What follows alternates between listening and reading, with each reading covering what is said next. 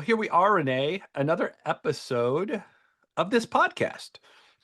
I know. I'm excited to be here today. This is one where you've been out traveling again, and we get to learn from your experience at another conference. And so I'm excited to hear all about it and what you learned and what you got out of it. And I know you got to see people at the conference that you knew, so I'm grateful to hear some more about that. And we're going to educate people today about mental health first aid and why that's valuable and what they may be able to use it for their own organization. But before we dive into all of that, what is happening on the farm?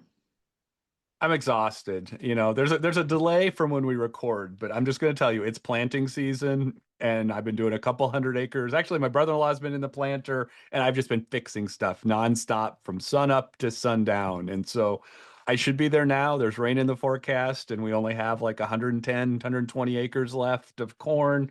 Beans are already coming up. It's glorious, but this is not a good time of year for me because the bags get heavier. I don't know if you know, but seed corn bags, and some are heavier because they've got more kernels in them. But boy, I don't need to worry about going to the gym because my CrossFit workout has been going on this week. But Yeah. When I was this is not the same, but sort of the same. When I was emptying out the estate and I was carrying the uh, bags up the stairs, and I had 9 stairs. And yes, I counted all 9 of them routinely. And it'd be yeah. 25, 30-pound bags. But boy, toward the end of those days, those were definitely heavier. So I get what you're saying. The bags do get heavier. It's not just us feeling old. It, It's not. and I started out like, well, I should be carrying them because this is a good workout, right? Yeah. Now it's just the pallet forks on the loader. I'm just picking the pallet up from inside the shop and just taking it straight on out to the field and not even lifting them. Yeah. I hear that. So yeah. I can always tell when you're tired too, because you give up on the contacts and go straight for the glasses. So I'm sure Oh, your it's eyes the are just dust, the exhausted and wind, the sticky. wind, the wind Oh, yesterday. It was 80 degrees and the wind and the dust. And I'm just yes. covered in this sticky the Yes. nutrients we use. We mix liquid to put on the planter. I've got sticky stuff because the hoses, because I have four pumps, Renee. One more rant. Four chem pumps, four chemical pumps. They're like 8-gallon Honda motors, whatever they are. Four of them, one of them is running right now. Like I had them Uh-oh. all running before actually three of them are mine. One is the co-ops because they bring other liquid for us in these big tanks. I had them all running. This is a preseason thing. I'm like, we're going to have all these things working. Of course, I've already broken a pull string on one. Amazon delivered two of those this morning, so I can go fix one today. Four pumps, one runs. And so you got to slop the pump around. Don't get me started. So I'm hooking and unhooking hoses I shouldn't be unhooking. And the stuff sprays out when you unhook because there's always a little bit of pressure in the hose. Even when you put the valves on, I could go on and on. And there's only a few people who understand this conversation, but this is the life of farming today. Yeah. Yes. Well, I can only give you empathy because no, I have no idea, but it sounds gross to me. I wouldn't want to be sticky hot and wind in my face with goo. I Oh, have and enough trouble with my my eyes. fingernails are Yeah. black from the Oh, I graphite bet. and the different goop and I wear latex gloves and everything. Yeah. It's I need a couple weeks flushing out. I'll go back on the road here soon, and so when I'm in a hotel and clean all the time, like Right. everything will get back to normal. But Right. you know how it Right. is. Well, that's good. Well, today we're going to back up a little bit. You just came back from Colorado. And on this trip, Good. instead of just working out in the big town of Craig and Meeker, as we discussed in a previous Yeah, podcast, yeah. you were actually able to go to a conference and you got to go to NATCON, which is the National Council for Mental Wellbeing conference. And you got to go out and do that. And so talk to us about why did you want to go back? I know isn't this a conference you used to attend a lot when you were working in your Yeah. other job? Yeah, I mean, so NatCon's one of the biggest mental health conferences in the country, and so it's kind of everyone goes to NatCon. I'll be honest, I wasn't able to attend all of NatCon because we had meetings with the state of Colorado that same week, and so I was able to get to the pre-conference, the mental health first aid pre-conference, and I've been training mental health first aid for a long time, a couple of decades actually. I was one of the first trainers. I was actually one of the first groups in here in Iowa, which was one of the first people to train mental health first aid. Back in the day, we were trained on the Australian version, believe it or not. That was when it first came to this country. It was first being adapted. And so I guess we kind of go back to the I guess the OG, if you will. I remember, maybe this is dating me too much, right? I remember the old days, it was a 2-hour course and there was all this stuff. I've been through all the iterations of it. And so it's always kind of fun to go back to that conference and kind of hear, where's mental health first aid going? Kind of excited to see, the following and how many people train mental health first aid. Literally thousands and thousands of trainers across the country in mental health first aid. And I was going to wait for the data to share it, but almost 5 million people in this country have been trained in mental health first aid. We're on the march to Wow. 5 million. I remember when it was just, under a million and we're trying to get to 1 million. So the awareness part of this has really grown, Renee. That's awesome.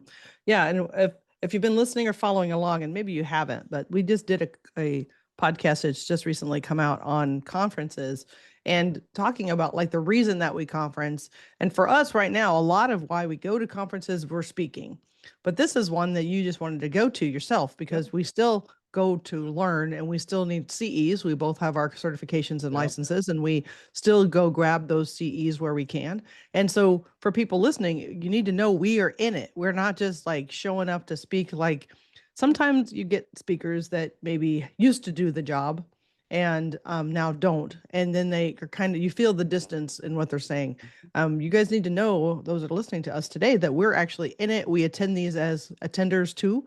So when we give out information about how we receive information or what it's like, we're right there with you. So it's a little bit different. So let's talk specifically about NATCON. But you mentioned that this was your pre-conference and it talked about mental health first aid. But what's good about NATCON? Why should people consider going to it? What's the value that that particular conference brings? Well, they have an amazing app, by the way. And so, one of the things I always do when I go to a conference is if it has an app, we talked about this, how to conference well, see who else is going to be there, right? Because I was going as an attendee to network with other folks. And it was kind of frustrating because not everyone was on the app. You got to go Mm, and hit the button that you can be put on the app. And then it wasn't really updating, even when you hit the mm, update button. But there was a whole group of folks from Iowa State University because Extension and Outreach does a whole lot of mental health first aid training. And actually, one of the people missed the cutoff of being one of the trainers who've done the most trainings. She was like third in the top two, got something. So, oh, Iowa State University does a whole lot of training in this space. And so it was good to be there and support them and connect with them as well as some of our other colleagues. It's funny how you have to go to other states to reconnect with people from your own state down the road, but we all know that's what happens at conferences, right? You yeah. get to have communication with people that you should be having all the time anyway. Oh, that's so true. Even on the paroling space, we went last year, and a lady that from the Department of Corrections was at the conference last year, and she was presenting, and then her co-presenter didn't show, so she was kind of afraid to have to be there by herself. So we sent our team just to kind of be in the front row to encourage, to cheer her on. Yep. I don't know that I've actually seen her in person since, which is to your point. It's sort of sad. We work probably not that far apart, Yep. and yet I don't have the time to see her during my regular week, and I saw her, at a conference, and so. You're right. That is part of it. So let's talk about this. What's the whole point and what's the purpose of the mental health training? I mean, let's talk about mental health first aid. Not everybody listening may know that one. So talk about specifically why that is one of the old ones and why that's one of the best. What's about it that's good besides the 5 million people trained? What's good about it? Well, because it was kind of out of the gate first, right? And so we think about that category of mental health awareness trainings is often how Hmm. they're referred to. And I'll remind everyone, there's so many of these days. And so mental health first aid, I kind of think of as the original. It's an 8-hour, 7.5 hour training. It's a whole day training where it helps you to ask the question, are you having thoughts of suicide? Do you want to kill yourself? And there's been other ones who have come along. So I think about Notice, Talk, and Act, which was put out by the APA. Question, Persuade, Refer, which is QPR, which has been out. And those are, shorter trainings, an hour, 90 minutes. We think about ASIST, the Applied Suicide Intervention Skills Training. And so ASIST is really in depth. It's usually more for medical professionals, first responders. A lot of Yeah. teachers have been trained in that. My exposure in Canada, I've learned about trainings like In the Know. We just got trained, some folks from our team here at Rural Policy Partners in changing our mental and emotional trajectory, or it's called COMET training. And Mm. that's by the University of Colorado, which is a really interesting training, a lot like QPR, but further upstream. We think we really like that one. And then I've been to the Rural Watch trainings, again, another Canadian one. And so there's all of these trainings. And ironically, we're being paid to develop a training in Colorado that is very similar to these, but trying to look at different focus points. And so it's gotten confusing a little bit, Renee, because everyone kind of wants their own flavor of a training. And then it gets like, which one's the right one for me? Right. When we talk about NAMI provider, and one of the Oh, things that I like about that particular training that they're trying to do that I think kind of goes to what you were just saying about developing a new one, they were trying to build just case studies and examples that met different groups rather than having to redo the whole training. Because one of the things about those OG trainings are they are valid and they have evidence behind them. There's research to back them. And so a lot of times, if it's possible, it makes more sense to use the original that has all of that verification and validation first, right. and then maybe add case studies to it. Because Mhm. otherwise, you end up with a watered down version or the new version that, not saying it's not as good or better, it could be, but you're years away from actually finding out any kind of research to show that it's actually evidence based. And so then you're on that cusp of, promising practice, if you will, but you Right. have no idea really when you're using it and doing it. So it's unfortunate sometimes, I think, that we keep wanting to recreate the wheel rather than, find one main standard and then build the stories around it that apply to more categories of people. And I'm about to say something controversial. Maybe we don't want research based anymore. As we're sitting Maybe. here talking, I got another email from an EAP that I do work for, and they want me to go do a training at a university of something that I just make up. They Perfect. don't want something from this menu because they want something tailored for them. And that's kind of what we're doing in Colorado. And so as you talked about NAMI, which I didn't even think about NAMI provider to put on the list, there's all of these things, and maybe does it matter anymore? Like it does matter in one sense, but maybe we shouldn't be so focused on it having to have all this research behind it. Isn't it important we're imparting knowledge and starting a conversation? And is that really maybe what we should be focused more on as opposed to meeting all of the fidelity measures? And, we go back and forth around this a lot. Is that really the most important thing? And I struggle with this sometimes because I'm all for fidelity and meeting those expectations. But then sometimes I see how unrealistic it is in some of the places Yeah. we go. I'm going to be the devil's advocate, though, and be on the other side. And you know that you hate this as soon as I say it. But when you go to a presentation, a training, and they Uh, don't cite their sources, yep. Yep. you hate that too. And I so do. there's got to be a balance between, especially with Yep. AI out there now, where you've got a lot of misinformation. It's going to get even more important at some level. Now, I don't know that you have to do the research to fidelity. That's an Yeah. extreme. But you can't just go out and speak and say what you think Yep. because you chat GPT'd it and it says this is what you do for Yep. depression. Because there's lots of research showing that AI is wrong in that space. And so if people go out and really don't have the training and don't have the site and the sources, they're going to be giving out information that's actually harmful. And that's a real struggle with people trying to build trainings and stuff using chat Yep. GPT and not just chat, but Claude and all the others. If you're Yep. not knowledgeable to know to go back to your sources. So I think we're in a space that's going to get really wild because to one point, maybe you don't want the whole fidelity. And to be fair, rural areas, we've never made it to fidelity ever. It was always Right. a pie in the sky situation. But I am concerned about, some of the trainings that do come and maybe they don't have the expertise. I don't know if you've been paying attention, but there's a big fight online right now about coaching versus therapy. And one of the big Yep. things about that is you can go get a certification as a coach, never had Yep. any life experience at all. But all of a Yep. sudden now you're a business coach telling people how to run a Yep. business with that you've never run. I have Yep. problems with that. I want people to read. I mean, I love having mentors and people in my life, but oftentimes I'm picking somebody who's gone further than I have in something, somebody that's further ahead of me in something so that I can follow in their footsteps or learn from their mistakes. But man, there's a lot of just brand new people slap a label on it and they call them grifters, right? They're just making stuff up, but they're making lots of money because they become like an influencer. So this whole conversation is really important and it's bigger than just NatCon. But that's what I like about NatCon is because you're bringing Yeah. people with sources, with citations, with real training and background Right. that's going to come off that stage. You're not going to have a grifter up there just yapping. Right. They're going to actually proof Right. them and have a good quality program. So that's a good thing about NatCon. So moving into the data more, you mentioned before that you're kind of close to 5 million people trained. That's pretty amazing in mental health first aid. Yeah, and we could kind of recap what data they've found. There's been hundreds of studies done on what does a training of mental health first aid do for those participants who go through the training, right? And so we know that it increases literacy, health literacy, knowing the signs and symptoms and risk factors of mental health and substance use disorders.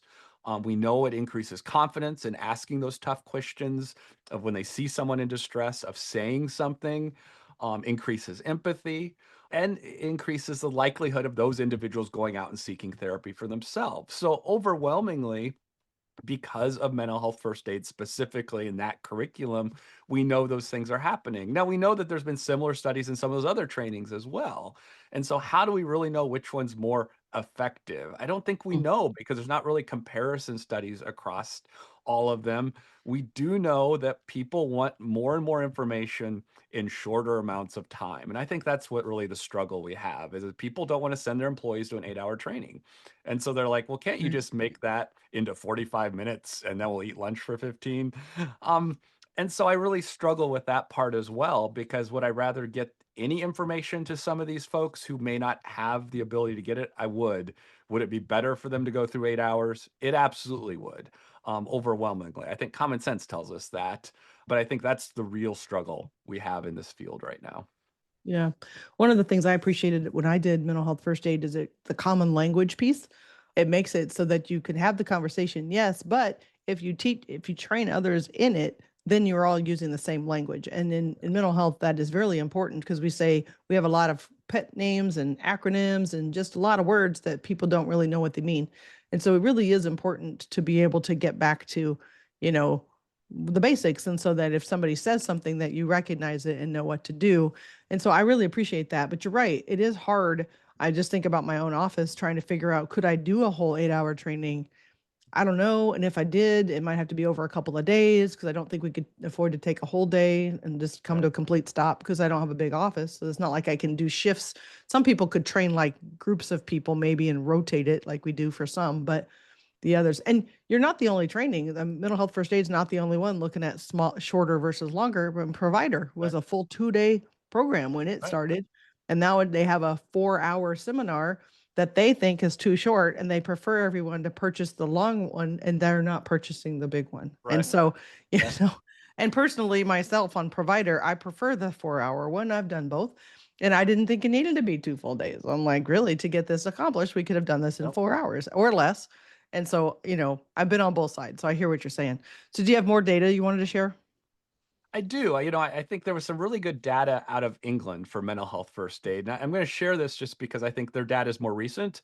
And this was a really solid study. And it reminded me of the rising need that almost 15% of working age adults now report having a long-term mental health condition.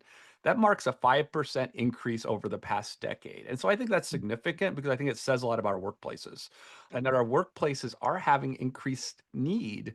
And so when we think about culture in the workplace, how do we change culture? How do we support people? 1 in 2 mental health first aiders say they use those skills on a weekly basis. So if we look at bang for a buck, these are skills that people are using in the workplace. They're saying 1 or 2 times a week. That's significant, and it's significantly supporting individuals who may be a minority or otherwise report that they need more support in the workplace. And so it improves productivity Yeah. overwhelmingly. I think it's good to remind ourselves of that. And we don't have good data here right now about that, but I think that that data would Yeah. connect with us here as well. Yeah, I don't have any data, but I could tell you that anecdotally in my office, talking about mental health is one of the things that's really improved our culture. And that wasn't exactly what I was shooting for when I started. I don't know that I had this big goal to improve culture, but what it does is it breaks down stigma and it breaks down the secrecy of what's going on and allows people to feel free to talk about like their issues at home, even if they're not like full mental health issues. But, if they had a bad night the night before, argument with somebody or whatever, they just feel more open to talk about it in the workplace. And so that investment in talking about mental health has actually benefited across a lot of things. And yeah, it really is important because if you don't give the space for people, people have life and work is just part of their life. And so that doesn't make sense that you have to try to figure out how to be separate person at the office than you are in the, when you're at home. That doesn't make any sense at all. So it's a really good opportunity to do that. So when you're thinking now, moving into the next segment, like, are there trainings out there? I mean, I guess we just started talking about that some, but are there trainings out there that are just not right for groups? Like, if you're a group listening and you're trying to figure out like what is it should I do? You do a lot of training. So what would you tell people? What types of things Mhm. should they consider? Like, I'm thinking about how much time I have to give toward training. That's a piece I would have to consider. But what else? Like, what else should people think about before they try to match a training if they're out there looking for somebody? And how do they find a trainer? Well, those are great questions. I mean, I have so many thoughts right now, Renee. First one I would know be you would. look at what you have available to your workplace already or your community, right? Is there an EAP? Are there trainings and Yes. a pool of trainers already Yes. available to you? Start there, Yes. right? In the case of mental health first aid, you can actually go online to a portal and see who trainers are in your area. Or see who's training in your area. So I'd always start with, folks, you can look at them on LinkedIn, or you can see, do they professionally do this, right? Do they know what they're doing, or do they just train it a couple of times and they're not going to have that skill set? It's kind of like presenting at conferences, right? Like, you really have to understand the nuances of being able to deliver it.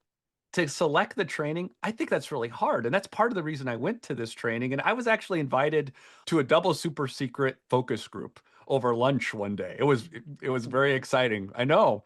Double But super secret.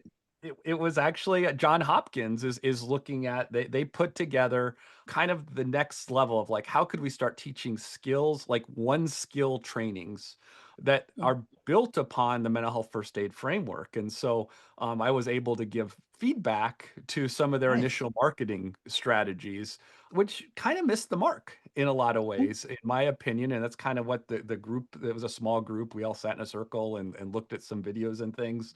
And I think it's really hard because I don't think a lot of times these trainings or the trainers know how to best articulate what it is that your workforce is going to get from that training Mm, after they receive it. And I don't think workplaces are always fully connected with what do they want their goals and objectives to be, other than checking a box on some mm-hmm, accreditation standard, mm-hmm, or HR said we need to do something. And so we're just going to mm. do anything. And I think that's really hard because I think there's folks trying to design really good trainings, but they're not being utilized in a way that maximizes them. Well, and you guys just ran into this in some of the contract work, right? A new person comes on board and now they want to have, KPIs or showing return on Right, investment. And how do you measure it? And now all of a sudden you've started a project and then they've changed, right, shifted because somebody else wants these right, outcomes that are very medical. And a lot of what right, you're doing here isn't medical. So right, if you're trying to push it through like the healthcare lens, some of this isn't going to fly. And so that you're right, correct. that makes it really hard to think about how do you measure it to show value. And what's unfortunate is, like I said, anecdotally, we can see the value, but can I put that one thing when I've done a lot of things for culture, right? But can I put my finger Mhm. on it and be like, that one training done by that one person is what made all this change? Most likely not, because it was a continuum of a lot of things we've tried to do. Right. And so it's like, especially like in the world of culture, because like we've talked about this before on the podcast, but there's groups that want to change the culture and they start with like we got a candy bar for corrections week. Right. Thank you. Is that changing the culture by itself? Probably not, right? They did a cookout, invited people while we were all out of town. Was that going to change the culture? No, it's not. And so, but does that add to it? Probably. So it's Yeah. like, is it bad that you want to include people and be inclusive and have a cookout? No. But is that going to be the only thing that makes change? But the same is true on the side of training, right? Is a Yep. training going to switch a culture? Not by itself, no, but you've got to do that and then embed it in other things so that they kind of live it and breathe Well, it. It's hard to manage. It's hard to you're measure. you're describing kind of the new approach that we're taking, because I kind of said we're developing something similar, but we aren't developing a one and done training. And I think that's where all of these fall short. And so, Yes. in our research and what we've done, and like I said, we've kind of taken a deep dive into this, Renee, and it kind of Yeah. started out, we didn't know that we were going to need all this information to actually deliver a product. And we're lucky Right. enough now in the state of Colorado for the state to deliver a product. And our differentiator is really looking at ongoing coaching. And it's not about doing a one and done training.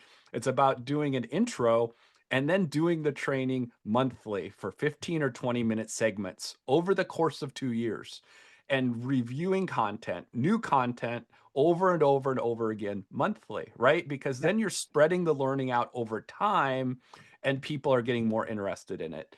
And I believe that's going to be more effective than a one-time 8-hour training where you walk in and you do it and you walk out, because we know we lose most learning the next day or the next week when we Yep. don't practice a skill. And so I think we need to change how we deliver training, and I I think that's mm, tough. But I believe that we are going to be able to find some research, if not on our own, having someone do research for us on this different type of model. And I'm excited because we're on the front end, we're on the leading edge of really blowing up the way the status quo looks.